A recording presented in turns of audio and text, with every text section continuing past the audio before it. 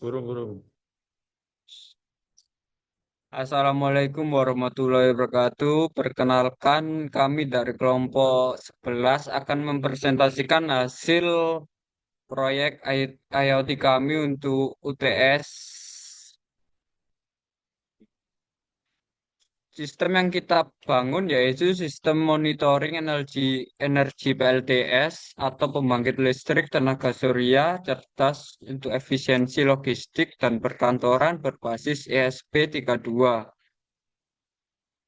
Kelompok kami beranggotakan yang pertama yaitu Muhammad Iqbal Fatur Rahman dengan NIM akhir 099 dan saya Muhammad Galang Jawizam dengan NIM akhir 100. Ada Camim Firdaus Faradilla dengan NIM 104.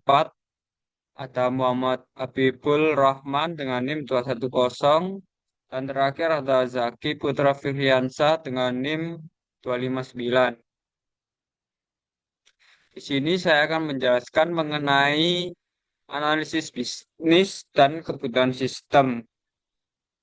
Untuk latar belakang bisnis dan masalah yang diselesaikan, yaitu dalam industri logistik dan perkantoran modern, biaya energi operasional atau listrik menjadi salah satu beban pengeluaran tertinggi untuk perusahaan. Untuk mewujudkan inisiatif green business, banyak fasilitas logistik mulai mengadopsi panel surya atau PLTS.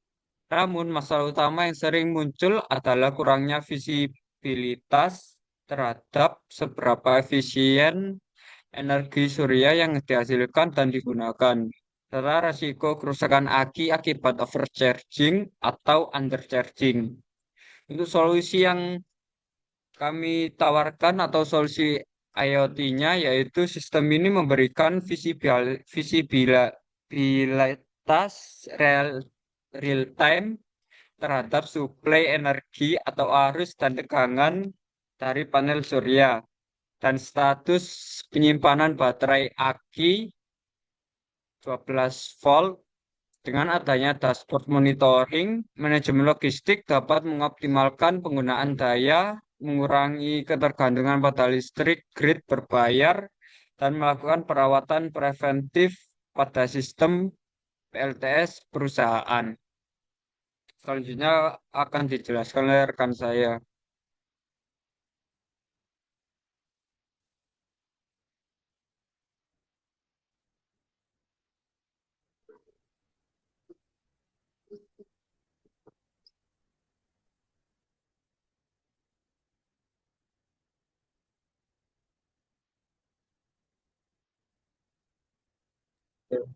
Baik, selanjutnya untuk yang bagian programnya, yang pertama itu ada bagian deklarasi atau library dan variabel, di mana bagian ini berada paling atas sebelum fungsi setup. Fungsinya itu untuk memanggil pustaka atau library yang dibutuhkan dan mengatur variabel dasar. Lanjut ke selanjutnya. Untuk di bagian kedua itu ada bagian setup atau bagian inisialisasi, di mana fungsi setup hanya dieksekusi satu kali saat ESP32 pertama kali dinyalakan atau di reset. Lalu yang ketiga ada bagian loop atau proses utama berulang, di mana fungsi loop ini akan dieksekusi selama terus-menerus tanpa henti. Disinilah proses akuisisi, perhitungan, dan pengiriman data terjadi. Jadi untuk rumus yang pertama itu ada rumus current MA. Karena kita tidak memakai sensor INA 219 sungguhan, kita memanipulasi nilai arus miliampere agar terlihat dinamis. Lalu fungsi random 400-500 menghasilkan angka acak. Lalu ditambah dengan pengali dari nilai tegangan. Efeknya itu jika potensiometer digeser naik atau tegangan naik, maka nilai arus juga otomatis akan terlihat naik.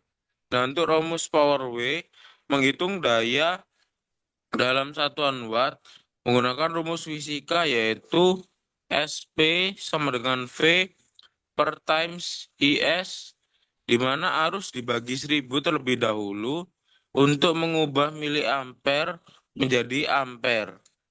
Lalu untuk bagian ketiga yaitu ada tampilan LCD.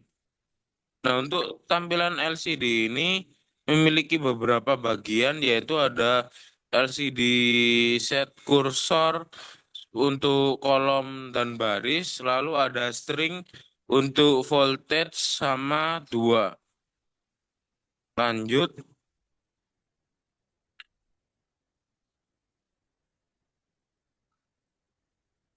Nah, untuk selanjutnya itu ada serial print dan serial print in, di mana mengirimkan data pembacaan dalam format yang mudah dibaca manusia ke jendela serial monitor di bawah simulator Walkpie.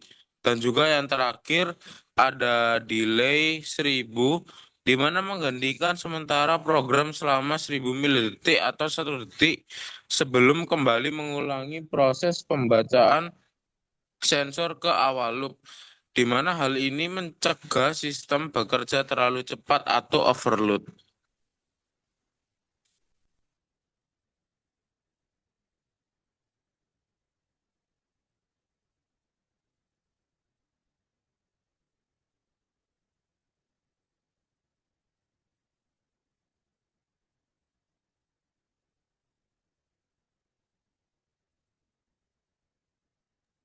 Nah, di sini kita coba simulatornya, di mana ketika nanti kita geser bagian voltasenya, pengatur voltase yang di bawah itu, dia akan mengatur voltase yang keluar dari arus listrik yang berada di dalam panel surya sebelum dialirkan ke listrik perusahaan atau kantor.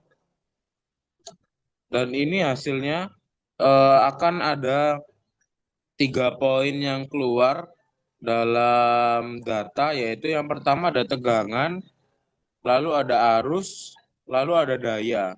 Nah, untuk data-data di sini kami kami minimalkan karena kami tidak menggunakan produk real di real life. Jadi kita minimalkan terkait tegangan, arus, dan daya. Karena kalau di real life itu besar tegangannya mencapai kVA dan kVA yang tinggi. Nah, di sini juga di serial monitornya terdapat tulisan V. V itu sebagai voltase, lalu itu sebagai indeks, dan maaf, I sebagai arus, dan P sebagai daya. Dan di bagian kiri ini juga terdapat codingnya.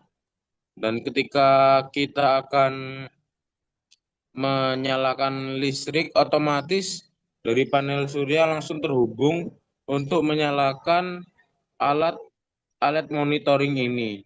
Jadi kita bisa mengatur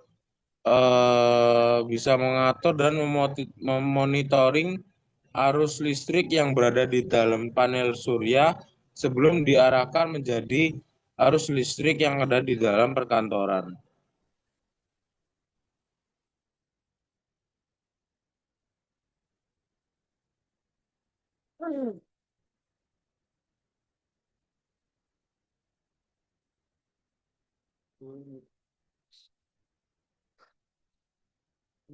Sekian presentasi dari kelompok kami.